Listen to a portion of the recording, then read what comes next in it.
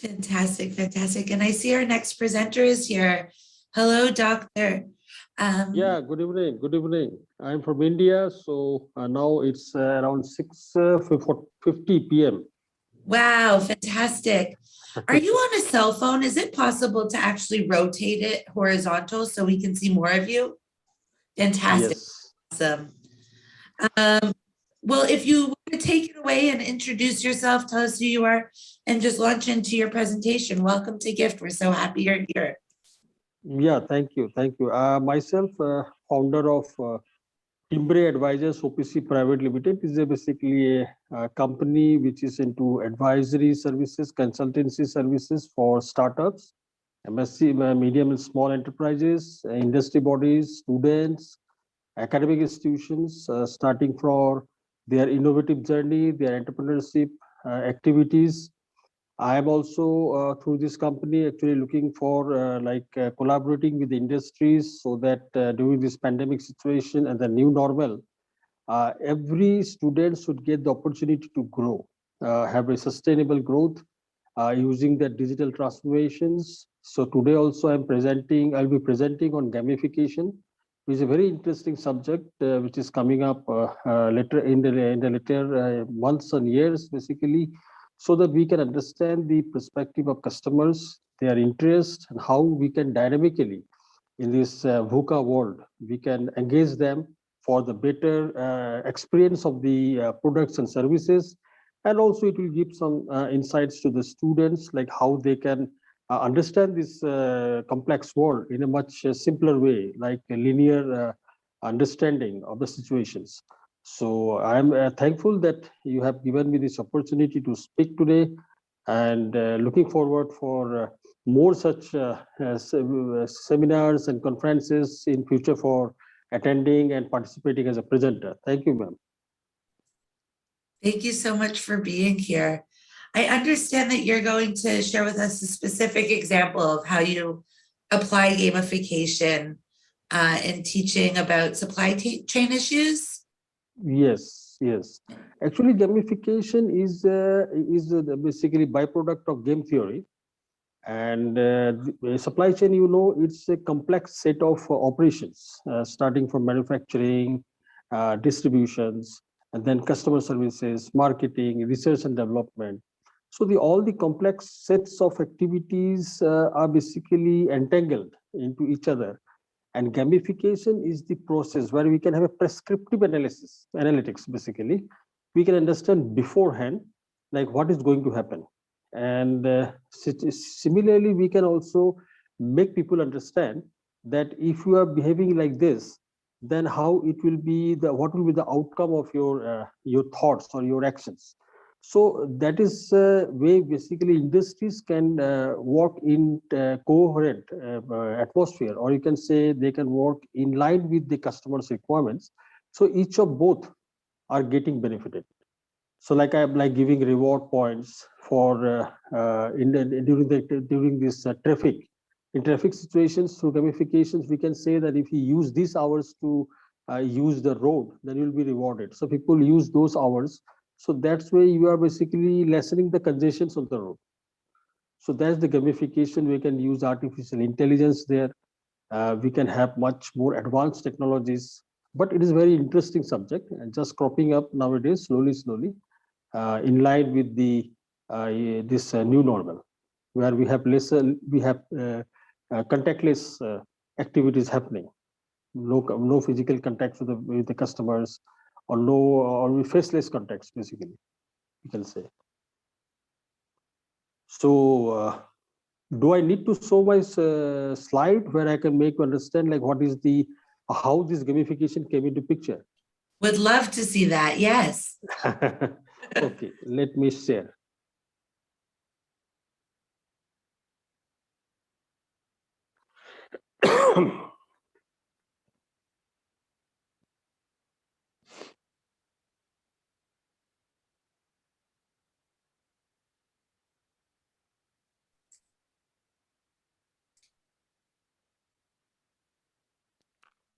Hope my slide is visible to all. Yes, it looks great. Thank you. Yeah. this actually gamification is the core from the game thinking, where we can use this design thinking, game designing, system thinking, and agile and lean user experience. So if I proceed, this is the organizational development process for any organization.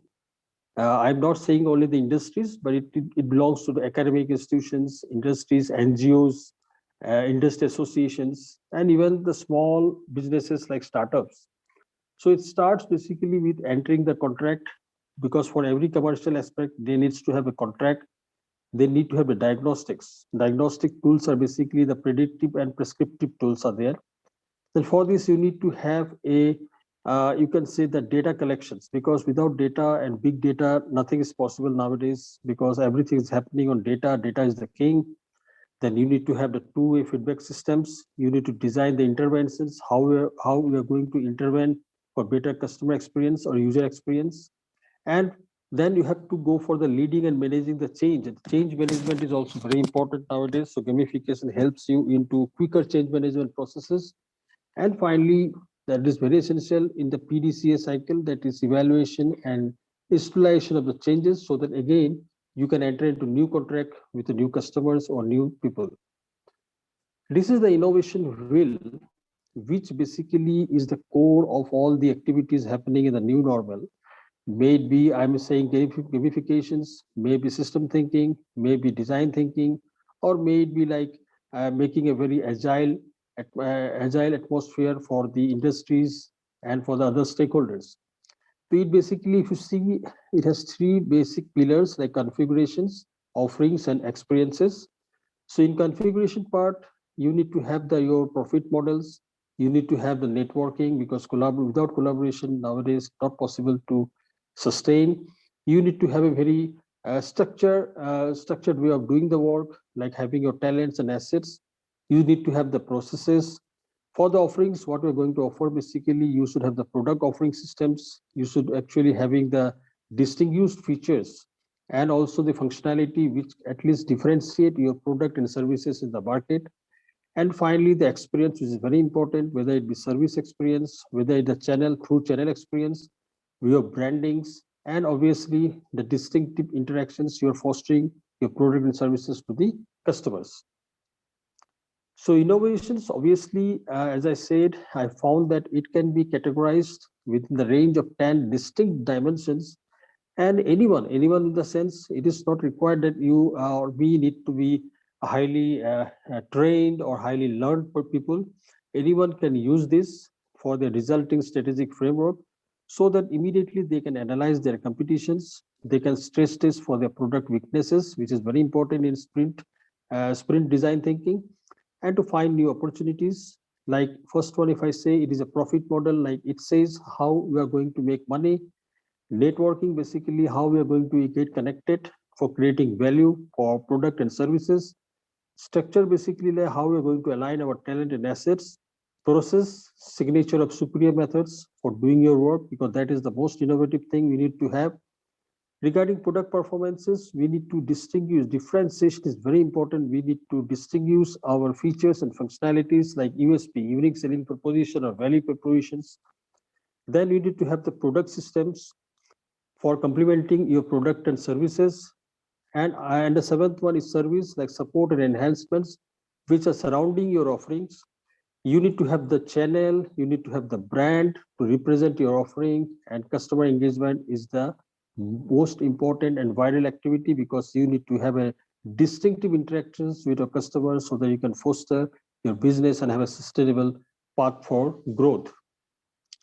So although innovation type in the category is not directly customer facing, so you can see the examples below which I'm showing here, they can still have an important impact on the customer experience, like how your company and products are going to be organized, which can have a crucial downstream effect, even enabling innovations in other categories. Like in profit models, you can see how the New York Times is doing, in networking, how Ford is working, in structure, how Google is doing for this with having a 20% rule, and in process, how the McDonald's franchises are encouraging to develop and launch their products, leading to wins such as egg McFins. So these are the some of the examples where you can have a configurations based on which these all the are the basically the innovative types in the category. So now for making the improvements so that you can have a better product performances is also an obvious activity you need to do, but difficult type of innovations, and unless it is accompanied by deeply ingrained company culture, because the company culture is very important because it is not built in a day, it takes time. So obviously you need to have a very robust and ingrained company culture so that you can have some complex type of innovations or difficult innovations to carry on towards technological innovations, such as advancements like I'm showing how Spotify and Apple is doing in case of product performance. Spotify is creating a seamless music streaming products, and in case of Apple, they has built an extensive ecosystem of products that works together. But this happens only if they have the ingrained, deeply ingrained company culture inbuilt into the systems. Then only they can handle such type of complex innovation systems towards technical innovations, and customer delight will be obviously there. While other innovations are tending to occur upstream, innovations in experience all gets trail in the hands of customers. So like in case of service, if you say the Prime, Amazon Prime, in case of channel, you can see the example of Nespro. Branding, you can say the example of Patagonia, and in customer engagement, Mercedes-Benz. So these are all of the innovations which are occurring upstreams. So these are based on their experience of the companies with their customers for a long time. They have well documented it, they have well prepared it, so that they get all the details about this from the customers on two-way communication system. So intense care is required for rolling out such ideas along with your customers. So now coming to the main thing which I'm discussing, but before that, why discuss innovation? Because innovation is the pre-seed. You can say it is the seeding of the activities leading towards your development using any of the theories. And one is basically the game theory, from which came the game thinking. It is a proven innovation system that always synthesizes the modern product development with world-class game design, like leading companies like Disney, Electronic Arts, Ubisoft, then Netflix, Tesla. They are obviously using game thinking so that they can design mission critical product and games and improve their customer delight and maintain their customer delight. So in that case, what is gamification? It is defined as the use of game design elements in no game context, which introduces competitions and social activity into behavioral interventions. So companies that have gamified already, as I've shown, so few companies which are examples I've shown, the innovation system, they have two significant benefits. They have increased participation of their customers, and they have increased the quality of ideas submitted for the benefit of the customers. So there are several gamification process nowadays which can be utilized, like a points earned for submitting ideas or having ideas accepted. Badges can be earned for reaching thresholds, either overall or in specific categories. Contest for submitting the best solution or idea to a specified problem or challenge. And leaderboards, which identify the most active users. So you can use these gamification tools in your websites so that in gamification innovation both goes hand to hand, and you can utilize these feedbacks from the customers based on these points, badges, contests, and leaderboards, and you can actually incorporate those things in your product and services to support the ongoing innovation ecosystem, and customers are getting delighted. So gamification anatomy, if I say, like organizations strategy, so all moving part must work together. Like organizational strategy, as I said, ingrained company culture has to be there, so strategy should be there, which should be along with the goes along with the front end motivational affordances, like your sales and marketing, your front end user interface and experience, like your websites, your channels, your customer means meeting points, like customer journey mapping. While customer journey mapping, like how customers are going to interact with you, your backend, your algorithm, and your backend management reporting, like management information systems, and value creations by going all along with this. So all these 6 parameters or 6 pillars are very much required if you need to sustain this gamification anatomy in your organization, and proceed further.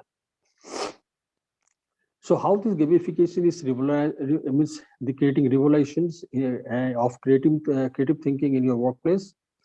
Gamification environments actually, when you implement in your organization, it gives people, your people means employees, the permission to think independently and to behave differently, out of box thinking. And here is where the magic starts to happen. If you see the example, suppose two idea comes into picture from your employees, idea one, idea two, in two of the corporate portal. And if you see that with this, if you the new ideas again coming up from your employee, then the commitment of the ideas. So all these three goes on. Then you need to have the time commitments. Your ideas got selected. Your ideas are rated in the same system. You can do all these activities of the idea selection, ideas rating. You can comment on those ideas on a free hand. You can, based on that, you can implement it. You can discuss. You can actually calculate the return investment if the idea is implemented. And once suppose any of the idea has got a good return investments after so much of discussions, as I discussed in the environment, then obviously you can arrange for like innovators badge or implemented projects, and then you can have some informal competitions among the other stakeholders, and similarly the whole thing goes on. So this is basically a flow which I have copied from Harrier Watt, as an author who has provided this one infographics. So where you can show that n numbers of ideas can be generated among the employees so that they can have an out of box thinking, and how this idea can be implemented, how these ideas can be basically awarded, selected. The whole process, it will basically makes your organization very healthy in nature of creating an innovative and entrepreneurial mindsets. So this is just to show how the gamification revenue is getting rising starting from 1972 to till date. So this is thing which is basically uh, we can understand that how things have moved from like in 72 in 78 basically, like you can say the 398 US dollars billion in 39 billion US dollars. In 95 it grows again. So many other companies are coming, like previously arcade, then you can see PC, console, mobile. So this is just infographics to show that it has got great and very promising future. If any company, any industry, or any organization basically implement this game theory or gaming process or gamification, then obviously they won't be lost to their organization. So gamification success, for this you need to have a T system that is sustainable over time. It should also avoid unintended consequences, like submitting unrealistic ideas simply to be the top of the leaderboard. You should always avoid that. When using innovation gamification, you should consider all these elements, like clearly define the objective of the innovation process, why you want this innovation process, and what you are expecting as an appropriate participation, who should be the appropriate participation, the target audience. You should know those people should know. You should know that who know your company and who you want to attract, and what motivates them to structure a system that attracts and engages them. Give your target audience a reason to participate. Participation is very important, and it should be two-way. This should include short-term benefits of the game and potential long-term benefits, like the financial reward. So open innovation is growing in awareness and popularity, and more companies rely on this process to identify new opportunities, the new normal. So few examples, if I take suppose for the active travel, as I said, so gamified design can be used for the customers in the health field and can dramatically transform people's health and physical activity. One example is in UK is called the Beat the Street initiative. In Reading, what happens in Reading, it has encouraged thousands of residents to walk and cycle for health benefit. Similarly, another example we can take from Australia, which is healthy active school travel. So through this gamification, actually you are rewarding your targeted customers to use this particular initiative for their health benefits, and also you can reward them. Like in public transport, if you see in Singapore's InSync program, what gamification scheme has introduced a public transport context. This aim of the Singapore's InSync program is to shift demand from peak to off-peak soldier times in Singapore public transport system. This scheme manages peak hour congestions by offering incentives to commuters to travel in off-peak periods. If they travel in off-peak periods, obviously they will get rewarded. These reward incentives includes like something like raffle like rewards or social influences, or you can say personalized offers. So with this, I am actually just shown you what is innovativeness and why innovation cycle is required for the purpose of starting this process of gamification, and what are the use cases, and how it's going to benefit not only the industries but for the society at large. So I am stopping my screen. If you have any questions, then obviously I'm very happy to answer your queries. Thank you so much for that comprehensive presentation. I do have a question. Yeah. Are you able to share with us an example of when gamification was not successful? I'm just, for me, I find that like the tangible failure sometimes is a good learning opportunity. Like what? Yeah, can you help me yeah. understand what's not Examples best are there. practice? Yeah, there are two things are there. Like gamification never fails. But if, as I said, two very important pointers, that first of all, if the organization which is going to implement the gamification doesn't have the ingrained culture of like ecosystem, innovation ecosystem, or if they don't want to implement any new technologies or new advancements, that culture is not there, then obviously that is the one point where they may get failed, because they may not have that level of interaction with their customers. They don't know what the customer's need is. They don't know the gap. They didn't did the gap analysis. They just go for the gamification initiatives, incentives, but there is no customers there. So one example I can give, one very good example, when we were started with the no plastic movements, okay, no plastic use movements, that doesn't get successful, because we don't know. If I say I don't use plastic, so what is the alternative for plastics? We never had that proposal for use this, because if you say use other materials, if that is not available, or I cannot support the ecosystem for with that particular another material, then why people will go for no use plastics?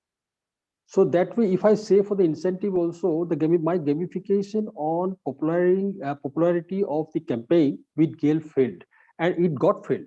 It got failed. So it is not that every time gamification succeed. Before that, I should know to which intended target and why I should target those customers or those demography or those society.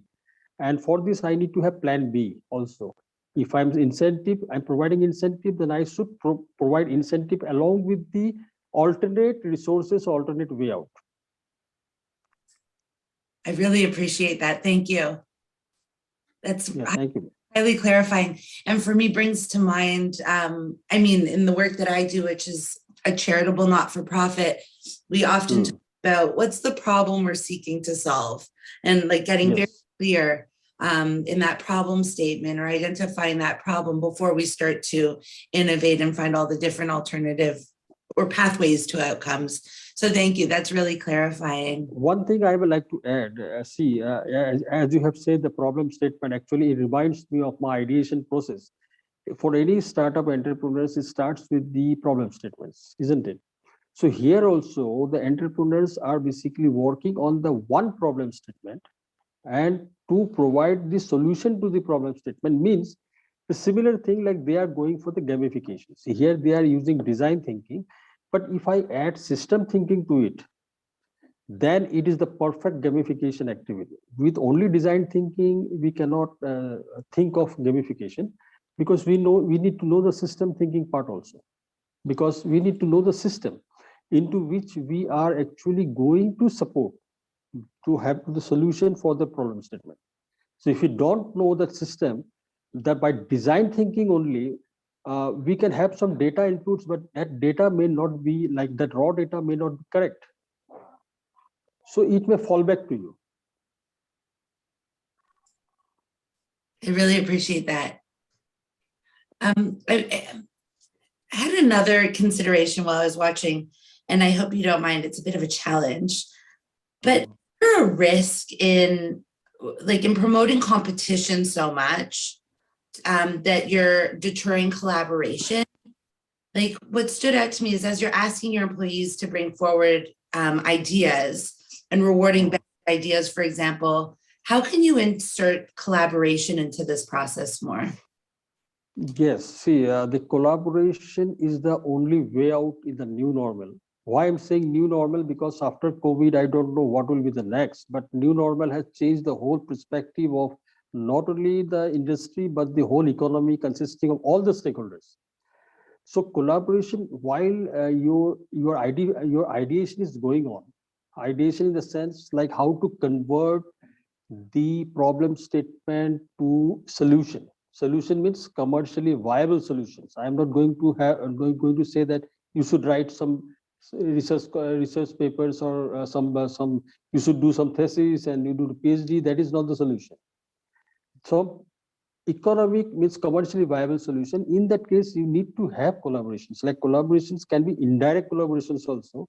Like I am collaborating with my existing partners who are in existing industries, my existing incubation centers, my existing people, society in which I am living. So they are all basically stakeholders.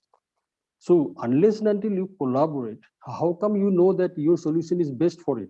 And that's the reason maximum startups are failing, because they think after searching Google and getting some solution, I am the perfect solution provider to the society, but exactly is not possible.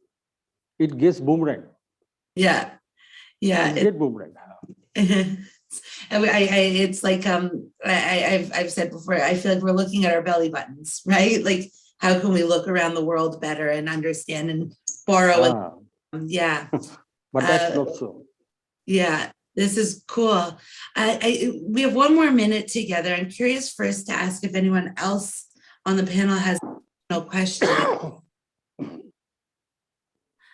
I guess to pose a question, Doctor, is there like one key takeaway that you want to encourage our audience to ruminate on as we say goodbye and thank you? One key thing that I like to say that gamification I have explained, but don't. It is not to be taken in that particular level now. First and foremost thing, everyone should think of having the collaborative effort. Should have the collaborative effort to solve the problem. You can either encash it through starting a company. You can encash it through having a patent. You can encash it having by through some good research work, copyrighted. So, but first and foremost thing is that you should take active participation in solving the problem commercially so that it can be benefited for the society at large. Gamification is the second stage. If you are really interested in doing businesses for furthering the business, then obviously many tools are there. One of this is gamification. So that is my say to all the audiences, and I'm thankful to all for their patience hearing and giving me this opportunity. And I really request you that give me more some opportunities in future also, because then I can show you some real life examples like how we are going to do with technology in new normal. Things are moving so fast because we will be having that fifth generation artificial intelligence, that is ANN, artificial neural network, where machines will be doing all the activities of human beings. So what will be the fate of the world at that time? Well, I'm looking forward to follow up. Very interesting thing, and we should be very careful from now onwards. So the survival of the fittest activity notion will come into picture. You have me on board to participate and into that follow up. Thank you so much for sharing your expertise with us. Thank you very much. Thank you very much. This conversation. Take good care, and we'll see you again at the Global Innovation Field Trip. Yes, thank you. Thank you all. Thank you, ma'am. I want to say something. Oh, please go ahead, Gia. Hi, sir. I am Gia from India also, and I am just from grade 5, and I am only 10 years old. So your presentation was a great learning for me. and I think it will help me in my academics. Yes, yes. Now, as per new education policy, India, your grade 5 and up to from grade 5 onwards, your syllabus will be changed. I think you will be studying coding nowadays and from next semester, next session. And government is also has specially defined for the artificial intelligence to be included in the course curriculum, because the next innovation is basically will be the cognitive skills development. So you need to have very good cognitive skills. Otherwise, as I said to the ma'am, that artificial neural network is basically advanced stage of artificial intelligence. It needs the people who will be running should have the highest cognitive skills. So mathematics is very important. In India, we have already started this STEM, science, technology, engineering, and mathematics. So everyone needs to read mathematics, study mathematics. No one can spare, no one will be spared basically, because artificial intelligence itself is the game theory. Algorithm is game theory. Gamification is the basics of artificial intelligence. Yes, I have done almost everything you have said. I have like learned almost everything you have said. I am a certified game developer, I think. Yeah, app developer, and yeah. That's good. And app developing also, you need to have the cognitive skills. You should be basically ahead of the machines to think. Yes, I Otherwise, have also machine. worked on the things like Arduino and Microbit, and Yes, yes. No, that's good. That's good. That is the only in new normal. Basically, you need to have all these type of jobs in future, like means ML engineers, design engineers. Then you can deep learners, deep learning specialists. Something like will be more prevalent and relevant in coming years. yes. Well, I'm humbled to be surrounded by such smart people, Gia, you included. Thank you. Yeah.